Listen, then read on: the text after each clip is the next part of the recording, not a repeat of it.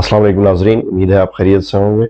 आज का मौजू इस हवाले से बहुत अहम है क्योंकि हम इसमें उन गलतियों का जिक्र करते हैं जो अक्सर क्लिनिक्स या हॉस्पिटल्स में हो जाती हैं प्रोफेशनल से। वो लोग जो कोविड के पेशेंट्स को डील कर रहे होते हैं, चूँकि ये एक नोवल इन्फेक्शन है इसलिए लोगों से कुछ ऐसी बुनियादी गलतियाँ हो रही हैं जिसकी वजह से पेशेंट्स का बहुत बड़ा नुकसान हो जाता है। कल की बात है, एक खातून को कोविड हुआ, उसको एक दिन हॉस्पिटलाइज रखा गया। उसको एक प्रिस्क्रिप्शन बाद में मिली जिसके अंदर बहुत सारी अद्वियात थी जिनके अंदर विटामिन डी भी शामिल था। अगर आपको याद हो, ये अब तीसरी चौथी बार हो जाएगा कि मैं बता रहा हूँ कि विटामिन डी का बहुत ज़्यादा गलत इस्तेमाल हो रहा है, इसको धड़ाधड़ प्रिस्क्राइब किया जा रहा है। विटामिन डी की अहमियत उस वक्त है जब आपको कोरोना ना हुआ हो। फॉर एग्जाम्पल, आपको ख़तरा है कि आपको कोरोना हो सकता है, तो उससे पहले आप अपने विटामिन डी लेवल्स को मेंटेन करेंगे, ना कि उस वक्त जब आपको कोरोना हो जाए। सिंपल सी बात याद रखनी है। इसके पीछे जो मैकेनिज्म इन्वॉल्व है, ये बॉडी में हमारे क्या करता है, उसका जिक्र मैं कर देता हूँ। विटामिन डी बेसिकली हमारे मुदाफ़ती निज़ाम या मैक्रोफेजेस को स्विच ऑन करता है, उनको फाइट मोड में लाता है। ये हमारे मुदाफ़ती खलियों को एग्रेसिव मोड में लाता है, उनको लड़ने के लिए एक कमांड प्रोवाइड करता है। अब इस कमांड की ज़रूरत उस वक्त होती है जब आपको कोरोना ना हुआ हो। अगर आपको कोरोना हो जाता है और उसके बाद आप विटामिन डी जारी रखते हैं तो ख़तरा है कि ये आपको साइटोकाइन स्टॉर्म में ले जाए। कोरोना हो जाने के बाद आपने इस विटामिन डी के स्विच को ऑफ रखना है। कोरोना वायरस से लड़ने के लिए आपने अपने मुदाफ़ती निज़ाम को अपने आप पे छोड़ देना है ताकि वो खुद उससे डील करे। क्योंकि अगर आपने अपने इम्यून सिस्टम को ओवर एक्टिवेट कर दिया तो जैसे मैंने बताया, आपका साइटोकाइन स्टॉर्म में जाने का अंदेशा है। एक और बात, कितने ही ऐसे मरीज हैं जो कि विटामिन डी के गलत इस्तेमाल की वजह से लॉन्ग हॉल में जा चुके हैं। साइटोकाइन स्टॉर्म में बेसिकली होता ये कि वायरस आपके बॉडी को इतना नुकसान नहीं पहुंचाता जितना आपका अपना मुदाफ़ती निज़ाम ओवर एक्टिवेट होके एक एग्जेजरेटेड रिस्पॉन्स देता है और अपनी बॉडी के खिलाफ या अपने लंग्स या अपने एल्वियोलाई को डैमेज करना लगता है। तो आपने विटामिन डी लेके अपने मुदाफ़ती निज़ाम को अपनी बॉडी के खिलाफ इस्तेमाल नहीं करना, ये चीज़ याद रखने वाली है। तो आपने क्या करना, कोरोना हो जाने के बाद प्रेफरेबली एक हफ्ते के बाद आपने विटामिन सी शुरू कर देनी है। विटामिन सी हमारे मुदाफ़ती निज़ाम को काम डाउन करता है। कोरोना हो जाने के बाद हमने अपने मुदाफ़ती निज़ाम को काम डाउन करना है ताकि वो मैक्रोफेजेस, वो मुदाफ़ती खलिए जो लड़ लड़ के इंतहाई बिखरे हुए होते हैं, उनको कंट्रोल कर लिया जाए, उनको काम डाउन कर लिया जाए। फॉर एग्जांपल, दो बंदे लड़ रहे हैं, उनका आर्ग्यूमेंट सेटल हो चुका है, लेकिन इसके बावजूद भी वो लड़े जा रहे हैं, तो एक तीसरे आदमी का जो अगर कोई बेस्ट रोल इसमें हो सकता है इस लड़ाई में, वो उन दोनों को काम डाउन करे, ना कि जलती पे तेल का काम करे, उनको मजीद लड़वाए। तो विटामिन सी ऐसे में हमारे मुदाफ़ती निज़ाम को काम डाउन करने का सिग्नल देता है, और वो सिग्नल क्या होता है कि लड़ाई ख़त्म हो चुकी है, अब मज़ीद लड़ने का फ़ायदा नहीं है। तो विटामिन डी को आप प्रोफाइलेक्टिकली यूज़ कर सकते हैं।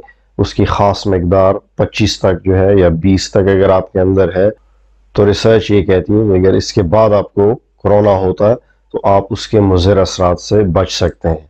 विटामिन डी को बीमारी से पहले लिया जा सकता है, ना कि बाद में। इस चीज़ को याद रखिए।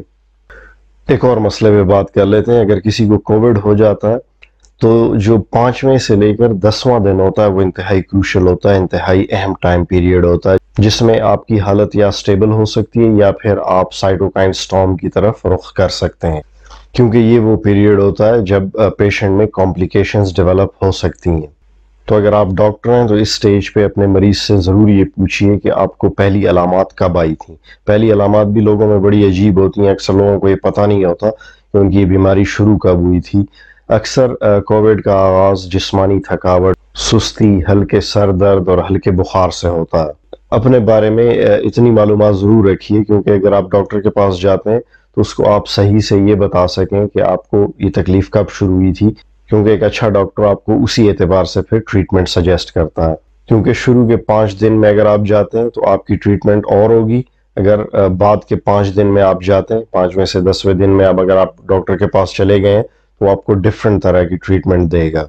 ज़ाहिर है आपको पता है कि इसकी सिम्टोमेटिक ट्रीटमेंट की जाती है, आपने सिम्टम्स पे गौर करना होता है।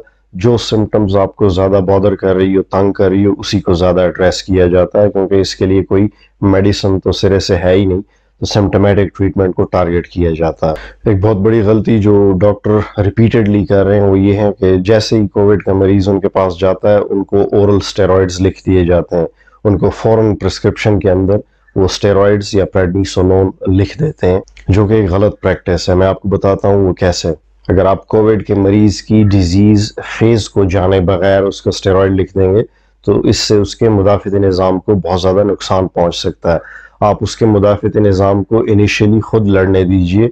स्टेरॉइड सिर्फ उस सूरत में पेशेंट को दिए जाते हैं जब उसका साइटोकाइन स्टॉर्म के अंदर जाने का खतरा हो।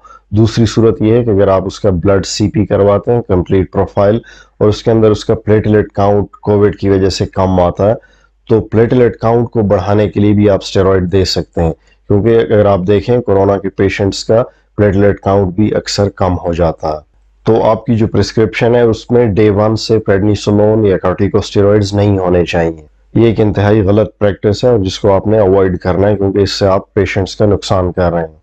मैं पहले बता चुका हूँ साइटोकाइन स्टॉर्म से अल्वियोलाई का, जहाँ पे हमारी जो गैस की एक्सचेंज होती है, ऑक्सीजन कार्बन डाइऑक्साइड की हमारे फेफड़ों के अंदर, उसको नुकसान होता है।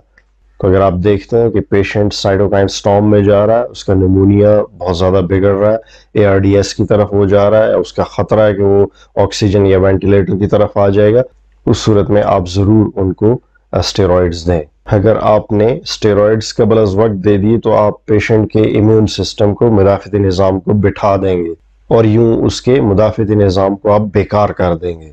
एक और दवाई जिसके पीछे लोग पागलों और दीवानों की तरह भागे फिरते हैं, उसका नाम रेमडेसिविर है, अक्सर आपने सुना होगा। इस पर भी जितनी रिसर्च हुई और क्लिनिकल एफिकेसी जो इसका डेटा है, उससे क्लियरली ये सामने आता है कि ये कोई ख़ास ज़्यादा इफेक्ट नहीं रखती। टोसिलुजिमैब एक और दवाई है, ये इस्तेमाल की गई IL-6 इनहिबिटर है, जो कि साइटोकाइन स्टॉर्म वाले पेशेंट्स को अमूमन प्रिस्क्राइब की जाती है। बहुत सारे लोगों ने इस पेंडेमिक में बड़ी बड़ी गलतियां की। उनके घर में जैसे ही कोई मरीज होता, वालिद साहब को देखते, वालदा को देखते कि उनको कोरोना हो गया है, तो फौरन जो है ब्लैक मार्केट से वो टोसिलुजिमैब उठाते और उनको खुद ही लगा देते थे।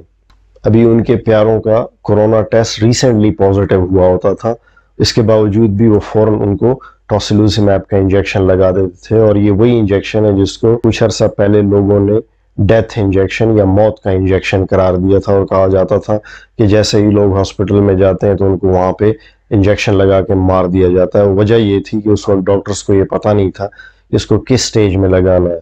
मैं खुद ऐसे बहुत सारे लोगों को जानता हूँ जिन्होंने घरों के अंदर अपने माँ बाप को इंजेक्शन लगाया और वो चंद दिनों के अंदर मर गए थे। फिर तो आपने सेल्फ मेडिकेशन बिल्कुल नहीं करनी। अगर आप डॉक्टर हैं, अगर आप पेशेंट्स को डील करते हैं, तो प्लीज़ इसको स्टडी कीजिए कि कौन सा इंजेक्शन या कौन सी दवाई किस वक्त ज़्यादा मुनासिब है। पेंडेमिक चल रहा है, लोग वैसे भी परेशान हैं, उनके मुदाफ़िती निज़ाम वैसे भी अंडर स्ट्रेस हैं। उल्टा अगर आप उनको गलत अद्वियात प्रिस्क्राइब करना शुरू कर देंगे तो उनका और नुकसान कर देंगे। तो आपने तवज्जो सिम्टोमेटिक ट्रीटमेंट पे रखनी है। किसी तरीके से अगर आप शुरू के 10 दिन कोरोना के निकाल जाते हैं तो फिर आपको कोई उल्टी सीधी या ऐसी ख़तरनाक अद्वियात की ज़रूरत नहीं होती। अगर आपको फीवर है तो फीवर की दवाई दें, अगर आपको ब्रोंकाइटिस है तो ब्रोंकाइटिस की दवाई दें, अगर आपको निमोनिया है तो निमोनिया की दवाई दें, अगर आपके प्लेटलेट काउंट कम है तो उसको बढ़ाने के लिए स्टेरॉइड्स दें, अगर पेशेंट का साइटोकाइन स्टॉर्म में जाने का खतरा है तो उनको स्टेरॉइड्स दें। ये पेंडेमिक है, बहुत लार्ज स्केल पे लोग पूरी दुनिया में बीमार हैं, तो इसलिए पेशेंट्स को भी ये चाहिए कि वो अपनी अलामात पे गौर करें और थोड़ा सा खुद भी स्टडी करके जाया करें कि ऐसा ना हो आपको गलत मेडिकेशन प्रिस्क्राइब हो रही हो और आप धड़ाधड़ इस्तेमाल कर रहे हो। अगर आपको लगे कि इस वीडियो से आपका कुछ फ़ायदा हुआ है या दूसरों का फ़ायदा हो सकता है तो प्लीज़ इसको सदका जारिया के तौर पे औरों के साथ शेयर कीजिए ताकि इस दुखी इंसानियत की खिदमत हो सके। तो आज के लिए इतना काफ़ी है, मिलते हैं किसी और वीडियो में। फ़ी अमान अल्लाह।